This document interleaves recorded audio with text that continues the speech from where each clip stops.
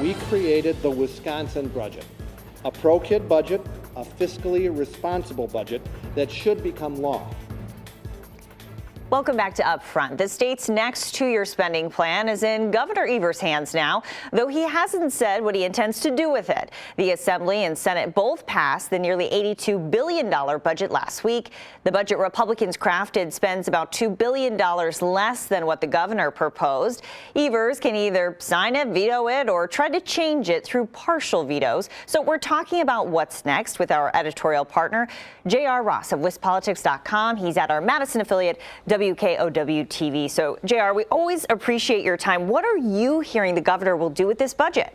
Well, I think the going bet in Madison is that he's going to sign it, but after working it with the partial veto authority. And to set that up, you have to look at like the three things that Evers ran on last fall. He talked about expanding Medicaid under the Affordable Care Act. He talked about putting more money into schools. And to paraphrase the governor, he talked about fixing the damn roads. Well, if you look at the budget Republicans produced, they spent about the same amount of money when it comes to transportation, but in a different way. Governor Evers wanted to raise the gas tax. They went the fee route. So, okay, he kind of gets what he wanted there. With schools, he proposed $1.4 billion more money. Republicans did $500 million. So still a significant increase, but not everything he wanted. The one thing he really missed out on is the Medicaid expansion. Republicans still are putting a lot of money into Medicaid, but they're doing it with state tax dollars rather than the Evers plan, which was expand it through Affordable Care Act, cover more people, pull them off the exchanges and into this program, and do it that way. It's the one thing he really campaigned on he didn't get anything on. So the question first is, did he get enough? And I think the impression I get from people in Madison is he didn't get the Medicaid expansion, but he got enough that if he can find ways that partial veto authority to rework the budget a little bit, he could walk away saying he did okay with this budget. What if he vetoes it entirely? That becomes the big question, because we've never been through that before. We went to what we call the executive budget, where you put every agency into one budget bill. We started that in 1931. Since then, no governor's vetoed an entire bill. What happens next? Well, Robin Vos, the Assembly Speaker, has said they would not come back until late October. Late October, schools are looking for their additional aid payments. Local governments want to know what they're getting from the state so they can set their property tax levies. There's real pressure then, come late October, to get something done. Now, the question is, who has a higher tolerance for that pressure? Governor Evers is still kind of the new kid on the block, right? He got elected, took office in January. People still getting to know him.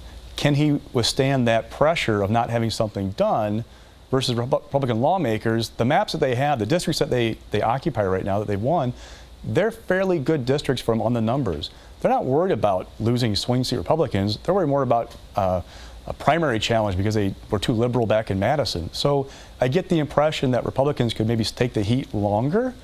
Now, the flip side is, for some Evers folks, to them, the issues are on their side. The public, looking at the Marquette University Law School poll, backs expanding Medicaid. So to them, the governor could veto that budget and say, hey, I wanted these things, the public wants them to, let's go to work.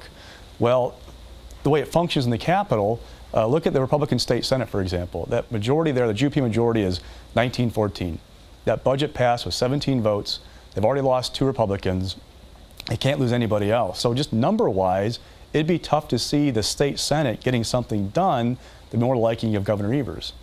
JR, we know that Republicans took out some key policy provisions, things like marijuana, minimum wage. Those would then have to be standalone bills. Do you have much hope of those eventually passing? Like medical marijuana, maybe get through the state assembly. There are some Republicans there who are working on that bill. Senator Scott Fitzgerald has said numerous times he's opposed to that legislation. I don't know you get it through the state Senate right now. Things like the minimum wage, I don't see an appetite from Republicans to do those kinds of things. But go back to the Medicaid issue. Yeah, governors didn't get the Medicaid expansion in the bill, but we do have an election around the corner, kind of a long one, but next fall. By not doing the Medicaid expansion, the budget, Republicans have kept alive an issue for Democrats to run on next fall and say, hey, the public wants this, Republicans can give it to you, we're here to address health care. So it still could be a potent issue for them come next fall. J.R. Ross, WisPolitics.com, thank you. Anytime. A tuition freeze has been in place in the UW system for years. Next on Upfront, we'll ask about the effect of that and why some say it should be lifted.